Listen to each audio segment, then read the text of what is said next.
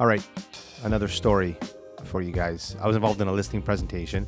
I was kind of brought in late. The sellers were already kind of working with an agent. They worked with the agent on the purchase, and they were, I guess, interviewing listing agents. But I was brought in late by a relative, and it was a lovely elderly couple. And I went through the whole process, and the feedback I got was really, really good. Even though I was late to the game, I thought I had a really good shot at getting it. The person that brought me in was super impressed. Even the sellers really valued what we presented. But at the end of the day, I didn't get that listing. Now, they had worked with a realtor before. I knew I was kind of, my odds were low. But part of the decision seemed to have to do with the fact that that agent had given them a higher price to sell their home. When we give valuations, we tend to be very conservative. We'd like you to be able to, really use that number for planning purposes so that you're not in a situation where you get less than you expected. Not to the point where we're undervaluing the property, kind of an all-day number. I see it come on a few weeks later, and they'd come out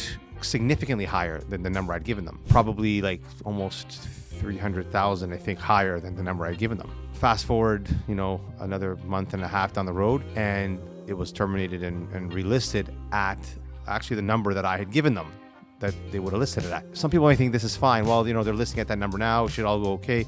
But it doesn't really work that way. You lose a lot of momentum. You start to, tarnish the property. Like, why didn't it sell? Was it overpriced? There's a lot of questions that come up afterwards. And you most likely end up selling it for less than you could have had you listed it at the proper price in the first place. Now, there are absolutely no hard feelings with the seller.